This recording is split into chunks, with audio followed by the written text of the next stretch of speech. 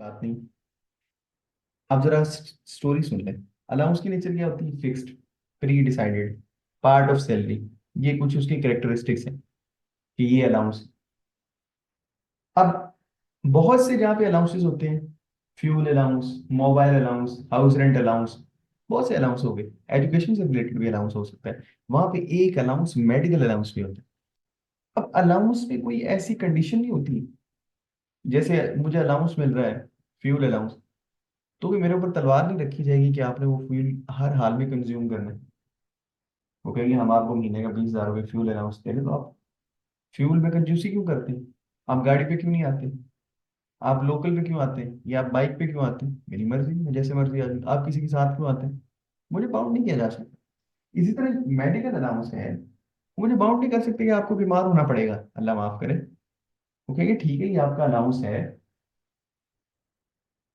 आपकी सेहत अल्लाह खैर करे ठीक रहती, फिर भी आपको मिलेगा, हर हाल में मिलेगा। लेकिन एक तो होता है अलाउंस जिसका ताल्लुक नहीं है बीमार होने के साथ, वो आपको मिलता रहता है। लेट से 10,000 रुपये फिक्स्ड है, मुझे हर महीने सैलरी के साथ मिल जाएगा। चाहे मैं बीमार हूँ, चाहे मेरी सेहत खराब है, जो कुछ भी है, मुझे मिल जाएगा। और वो 10,000 ही मिलेगा। अगर मैं बीमार हो गया, मेरे इलाज में 5 लाख लग गया, अभी मैं बाकी चीजों को जहन से रिमूव करके ये कह रहा हूँ कि अगर 5 लाख में लग गया मेरे ट्रीटमेंट के ऊपर, तो मुझे वो नॉर्मल अलाउंस ही मिलेगा महीने का 10,000। और अगर मेरा पूरे साल में मेडिकल का अल्हम्दुलिल्लाह 1 रुपया खर्च नहीं भी हुआ, तो फिर भी मुझे वो 10,000 रुपये अलाउंस पर मंथ बेसिस पे मिलता रहे। लेकिन समटाइम ऐसा होता है कि हम एक्चुअली बीमार हो भी जाते हैं।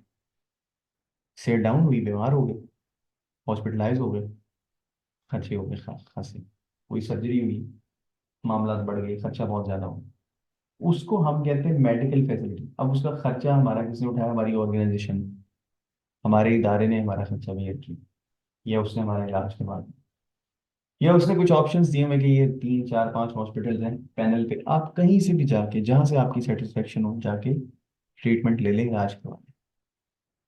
वो जाने हम जाने, हम उनको पे कर देंगे। ठीक है ना? आपको कुछ भी पे करने की जरूरत नहीं। इसको बोलते हैं मेडिकल फैसिलिटी, कि आप जाके खुद कहीं से, ये 3 4 5 ऑप्शन है, कहीं से भी जाके ट्रीटमेंट ले लें। ये इसको कहते हैं मेडिकल फैसिलिटी। और एक है री इम्बर्समेंट ऑफ मेडिकल एक्सपेंसेस, कि आप अपनी मर्जी का कोई हॉस्पिटल चूज करें, वहां से जाके इलाज कराएं, और सारे बिल्स ला के प्रेजेंट करें। उसमें से जितनी रीइंबर्समेंट हो, जितने पैसे पे बैक कर दिए जाएं, उसको कहा जाएगा रीइंबर्समेंट ऑफ मेडिकल एक्सपेंसेस। अब फैसिलिटी और रीइंबर्समेंट का ट्रीटमेंट सेम, जितने भी पॉइंट्स पड़ेंगे, लेकिन अलाउंस का ट्रीटमेंट मुख्तलिफ। अलाउंस और चीज है, फैसिलिटी और रीइंबर्समेंट ये इनका सेम ट्रीटमेंट है। अब देखिएगा, फिर इसमें दो बातें फर्दर। एक ये कि आपको ये फैसिलिटी और रीइंबर्समेंट जो मिल रही है ना, ये पहले से डिसाइडेड था। ये आपके एम्प्लॉयमेंट एग्रीमेंट में लिखा जा चुका था कि अगर अल्लाह ना करे आप बीमार होते, तो आपका इलाज मुआवजा हमारी जिम्मेदारी। इसको हम कहते हैं कि जी as per terms of employment था। ये एम्प्लॉयमेंट की टर्म्स में लिखा हुआ था। टर्म्स एंड कंडीशन कब डिसाइड होती है? जब एग्रीमेंट बन रहा होता है। एग्रीमेंट में ये चीज लिखी जा चुकी थी कि अगर अल्लाह ना करे एम्प्लॉय बीमार हुआ, तो उसका खर्चा हम उठाएंगे। As per terms of employment है।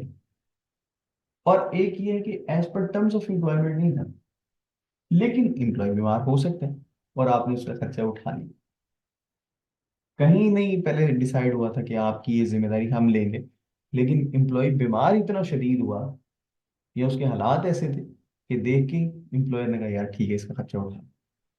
अब ये दो पॉइंट्स हैं। एक है as per terms of employment, pre decided था कि यार ये बंदा बीमार होगा, इसका खर्च हमारी जिम्मेदारी। एक था कि इस बंदे की बीमारी की कोई जिम्मेदारी हमारी नहीं, लेकिन चले, अब जब वक्त ऐसा आया उन्होंने जिम्मेदारी ले ली, तो वो और बात। अब पहला पॉइंट ये कि ये चीजें पहले से decided as per terms of employment, medical facility और reimbursement of medical expenses provided as per terms of employment. तो ये एग्जेम्प्ट है, एग्जेम्प्ट है। 3 लाख, 5 लाख, 7 लाख, जितना भी है, लिमिट उसने कोई नहीं दी। उसने कहा भाई अगर ये प्री डिसाइडेड है तो ये एग्जेम्प्ट होगा, लेकिन इसकी कुछ कंडीशंस है, इसकी कुछ शराइत है। पहली शर्त ये है कि जिस हॉस्पिटल से, जिस क्लिनिक से आप ट्रीटमेंट लें, इलाज करवाएं, वो एफबीआर के साथ registered NTN holder, and employer also certifies and attest medical bills. आपका एम्प्लॉयर भी उन चीज़ों को सर्टिफाई करे, ठीक है, अटेस्ट करे आपके बिल्स, तो फिर ये एग्जाम्प्ट हो जाएगा। अब इसका ट्रीटमेंट क्या होगा, आए देखते हैं। कुछ चीज़ें हैं, इनको रिमूव कर दें। हम्म,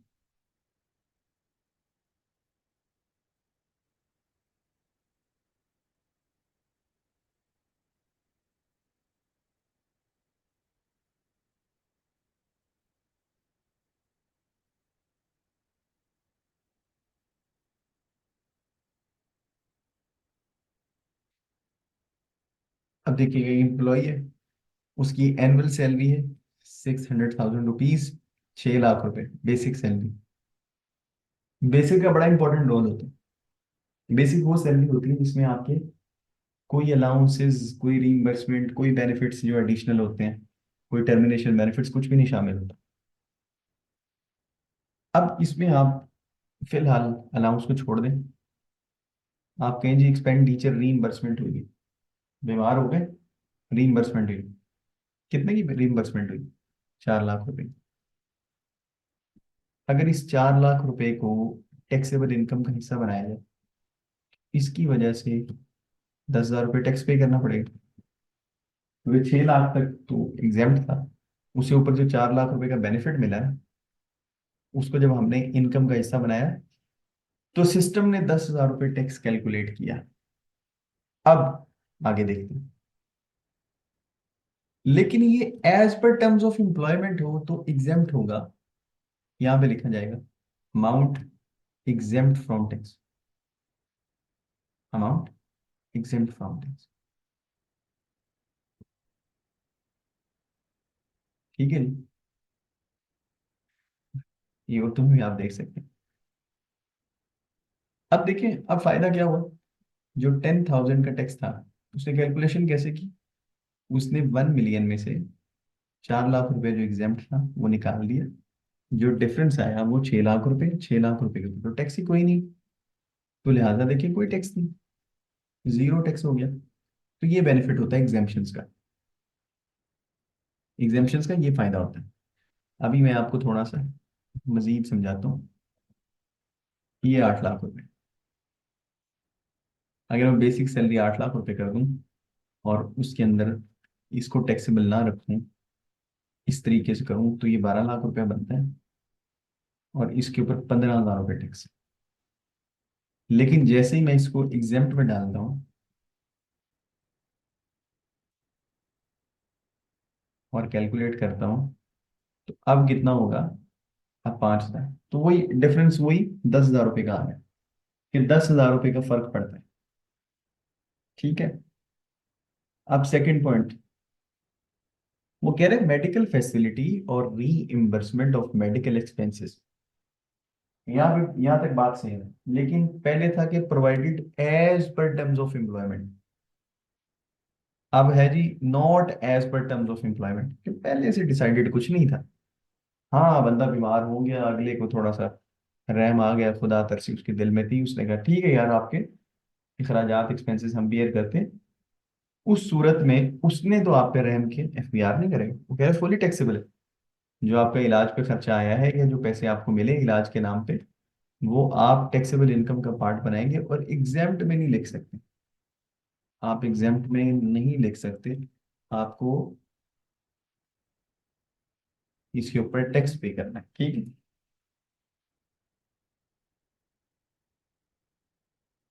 ये देखिए, तसल्ली देख लीजिए चीजों को। अब आगे चलते हैं। नेक्स्ट है जी ओनली मेडिकल अलाउंस। ये सभी जानते हैं, medical allowance is exempt up to 10% of basic salary. अब क्या करेंगे, अलाउंस सिर्फ एक नहीं होता, अलाउंसेस बहुत से हो सकते हैं, कोई ले रहा हूँ, मैं बाकी अलाउंसेस को इग्नोर कर देता हूँ। मेडिकल अलाउंस मुझे 120,000 मिला पूरे साल में, 10,000 पर मंथ के हिसाब से। अब अगर मैं उसको यहाँ पे नहीं दिखाता एग्जाम्प्ट में, तो मेरा टैक्स बनेगा 8,000।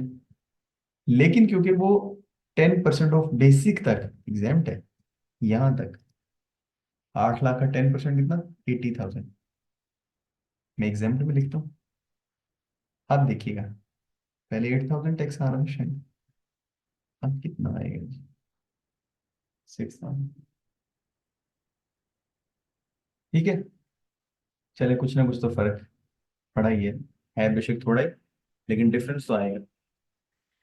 अब फोर्थ पॉइंट है, मेडिकल अलाउंस, अलाउंस मिल रहा है, नॉर्मल रूटीन वाइज मिल रहा है, लेकिन साथ में वो कह रहे हैं मेडिकल फैसिलिटी और reimbursement of medical expenses provided as per terms of employment.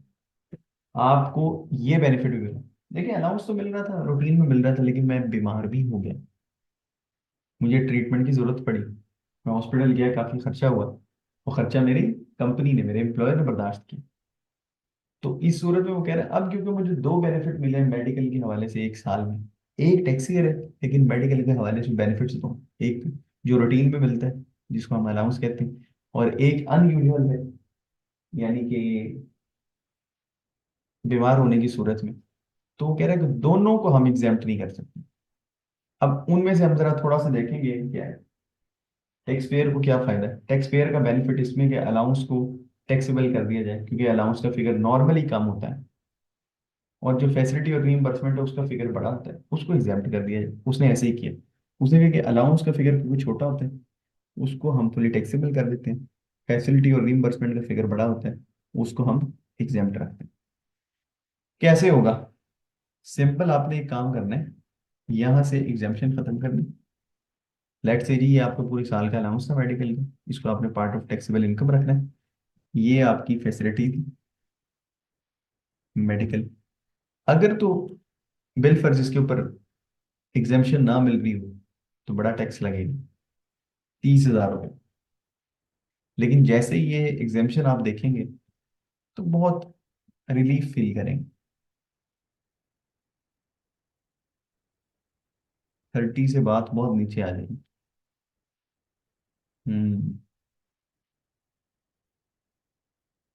बात 8,000 रुपये पे आ गई। कहाँ 30,000, कहाँ 8,000, ये सारा टैक्स नॉलेज है, ये हम अपनी जिसको कहते हैं ना लीगल टैक्टिक्स को यूज करके टैक्स बचा रहे हैं। ये टैक्स सेविंग्स है, ये कोई टैक्स फ्रॉड नहीं है, टैक्स चोरी नहीं है। ठीक है, सीखें ताकि आपको गलत तरीका इख्तियार ना करना पड़े। मैं अक्सर एक बात कहता होता हूँ कि जी जो बंदा भी कोई गलत काम करता है, गलत प्रैक्टिस करता है, मेरी जो ऑब्जर्वेशन रही है उसके मुताबिक ये कि वो बंदा कॉम्पिटेंट नहीं, गलत तरीकों की तरफ उस बंदे को जाना पड़ता है जिसकी स्किल अभी ज्यादा मजबूत नहीं, जिसने मेहनत नहीं की हुई। जिस बंदे ने मेहनत की है, जो बंदा काम करना जानता है, वो उसको अल्लाह हलाल तरीके से इतना रिस्क दे देता है। लास्ट है, वो कह रहे हैं कि मेडिकल अलाउंस है, रूटीन में मिल रहा है, बीमारी भी आ गई, खर्चों की रीइंबर्समेंट भी हो गई, लेकिन ये जो रीइंबर्समेंट हुई या जो मेडिकल फैसिलिटी आपको दी गई, ये as per terms of employment नहीं थी। तो इस सूरत में वो क्या करेगा, याद करें अलाउंस का नॉर्मल ट्रीटमेंट क्या है, अगर स्टैंड अलोन हो, अकेला हो, इंडिपेंडेंट हो allowance, allowance is exempt up to 10% of basic salary. थोड़ा याद किया करें, ध्यान में चीजों को रिकॉल किया करें, इधर उधर देख के, स्क्रीन पे ना देखें, इधर उधर देखें और रिकॉल करें। Allowance is exempt up to 10% of basic salary, कुछ कुछ चीजों को रट्टा लगा लिया करें, लग गया। यहाँ भी यही लिखा हुआ, allowance is exempt up to 10% of basic salary. और फैसिलिटी और रीइंबर्समेंट का ट्रीटमेंट क्या था, अगर वो as per terms of employment ना हो, जब वो अकेला था, उसका ट्रीटमेंट ये था कि जी फुल टैक्सेबल। तो यहाँ पे भी देखिए वो कह रहा है फैसिलिटी और reimbursement will be fully taxable. अब आपको हो सकता है ये बात समझ में आ रही है, यहाँ पे उसने क्या किया है दो चीजें, अलाउंस भी है और रीइंबर्समेंट भी, लेकिन वो as per terms of employment नहीं। तो उसने क्या किया, उसने अलाउंस का भी नॉर्मल ट्रीटमेंट रखा है, exempt up to 10% of basic salary, और उसने इसका भी नॉर्मल ट्रीटमेंट रखा है, यानी कि फुली टैक्सेबल। मतलब कोई नई चीज इंट्रोड्यूस नहीं करवाई। इसमें एक नई चीज है, इसमें देखें, मेडिकल अलाउंस, जो कि नॉर्मली एग्जाम्प्ट होता है up to 10% of basic salary, लेकिन यहाँ पे उसने क्या कह दिया, फुली टैक्सेबल, क्योंकि as per terms of employment ये बेनिफिट मिलेगा। उस पर उसने आपको एग्जाम्पशन देनी थी, अब दोनों चीजों पे एग्जाम्पशन दे नहीं सकता। तो यहाँ पे दूसरी चीज पे वो क्या कहते हैं, ये दूसरी एग्जाम्प्ट है, अलाउंस का ट्रीटमेंट जरा चेंज हो जाएगा। लेकिन ये जो आखिरी केस है, इसमें क्या होगा, अलाउंस का भी ट्रीटमेंट नॉर्मल रहेगा जो उसकी नेचर है, और रीइंबर्समेंट और फैसिलिटी का ट्रीटमेंट भी एज पर नॉर्मल नेचर उसकी रहेगा। ठीक है, हाँ देखते हैं। इसका ट्रीटमेंट ये होगा, अभी मैं इसको भी रिमूव कर देता हूँ इससे, इसको भी रिमूव करता हूँ, कैलकुलेट कर। ठीक है, 8 लाख रुपए बेसिक सैलरी, अलाउंसेस मिल रहे हैं आपको 120,000 के। इसका treatment normal, exempt up to 10% of basic salary, 80,000, calculate. उसके बाद एक्सपेंडिचर रीइंबर्समेंट, अब यहाँ पे आप लिखें 4 लाख रुपए, और इसको फुली टैक्सेबल लेंगे। अब इसके ऊपर कोई 30,000 रुपए के करीब टैक्स आएगा, 25-26 शायद, कुछ इतना ही हो सकता है। 20 बल्कि, चलिए 20,000 रुपये आपके टैक्स में, 20,000। जी,